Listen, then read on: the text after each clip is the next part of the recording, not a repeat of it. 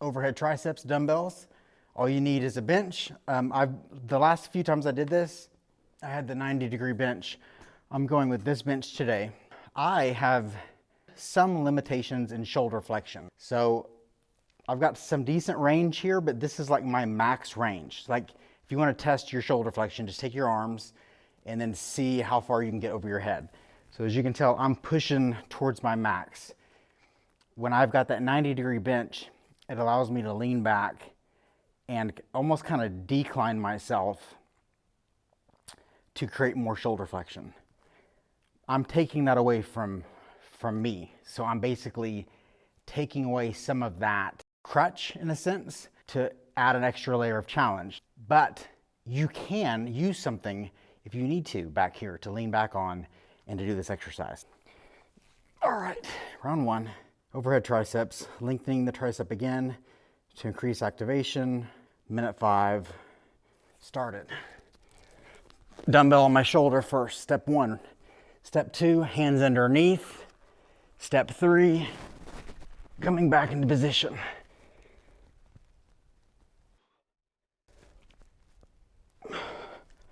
Maintaining the shoulder position is a challenge for me, but that's part of what I'm strategically doing.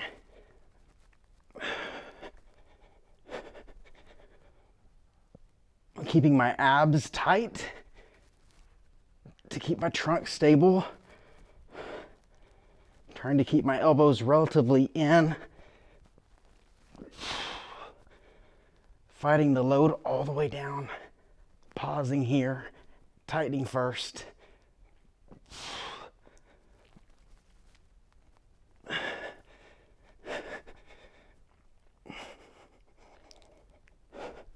It's time. Dumbbell on the shoulder. Bringing it down, boom. I want you to make sure to take note of those positions. This is a big deal, right? Heavier dumbbell on the knee. I'm taking my hands. I'm going underneath. I'm gonna lift it up, set it on my shoulder, reposition my hands under the dumbbell. Then go into position. When I'm done, I bring it in here, down, there. I cannot overstress this enough, how to get into position.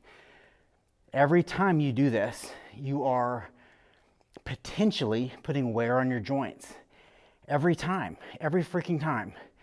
So if your plan is to exercise for the rest of your life, your joints are no different than the tires of your car. The more wear and tear, the more tread goes off those tires. Same thing with the joints. That's why people have shoulder replacements. That's why people will tear the rotator cuff.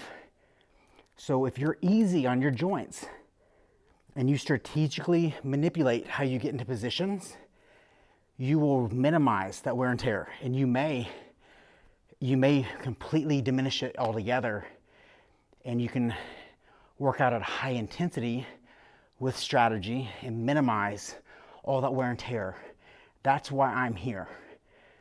It's not just to push you. I'll tell you what, I could tell you to sit here and do 1,000 burpees all day or whatever, and you're gonna feel like shit. Your back's gonna hurt. We can push ourselves without irritating your shoulder joint or your elbow. When we get to legs, make sure we don't hurt your knees. All these things are why you're here with me. These are all things that I have learned to master. I've got to basically lean my trunk forward a little bit to keep my core stable because I've got a relatively heavy weight. Pause.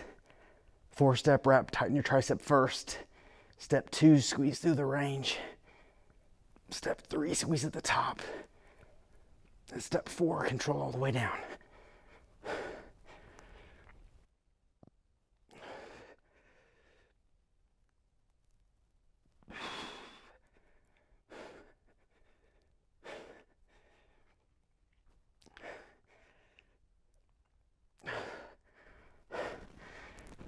Oh, I don't know what the time is. I have 5 seconds. I made the 55-second marker. failed with form. So I dropped out strategically before I lost position. That's what I want you to do. I made it within our time window. Set the dumbbell on my shoulder, dropped it to my knee. Rest. The next set, I'm gonna drop. So I'm gonna go down. This was 50.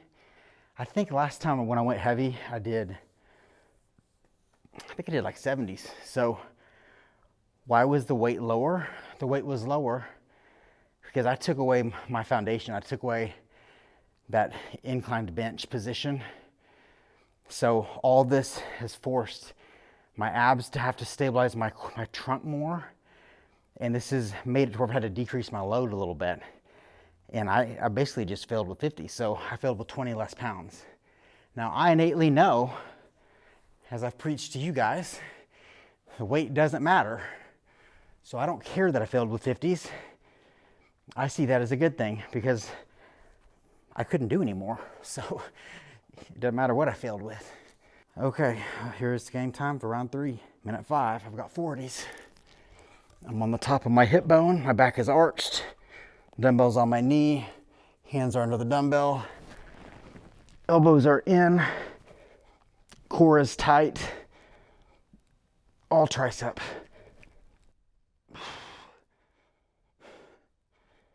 Trying to keep my elbows completely still.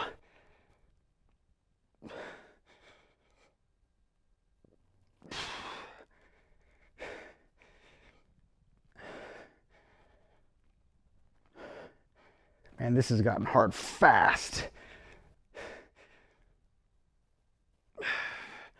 I'm gonna pause the time. I've got 20 seconds.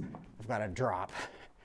So we are seeing quick failure. I will add extra time. I've got about 10 seconds to add.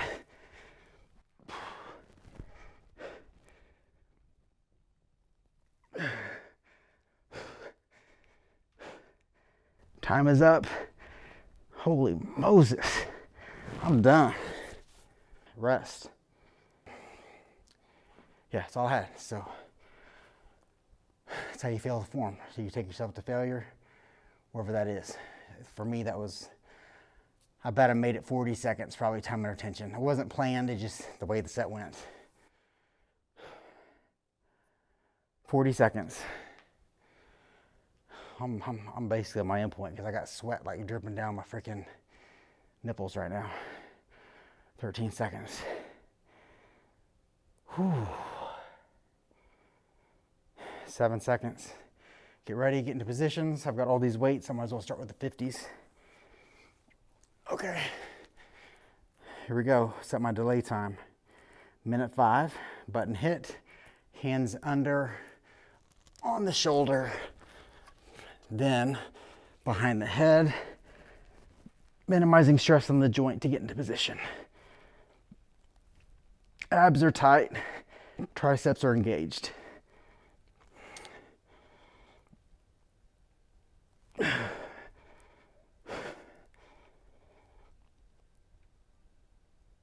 4-step rep, tightening first. Squeeze through the range. Holy Moses. Try to make, oh, I ain't gonna make it. Dumbbell on the shoulder, down to the knees, down to the ground. Hands under the dumbbell, onto the shoulder, behind the head.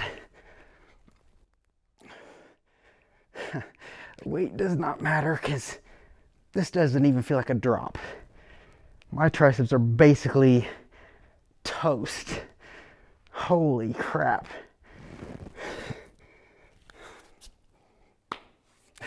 That's it.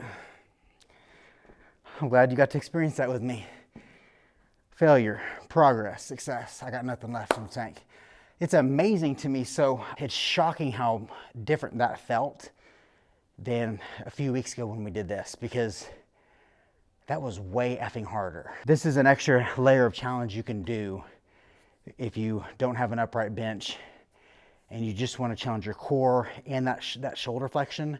That required the long head of my tricep to just stay freaking engaged the whole time, and I couldn't rely on that passive support of the bench. So anyway, that's 10 sets of triceps. complete failure of my triceps, which here at STEELEFIT, failure is a success. So that was a success. Let's move on.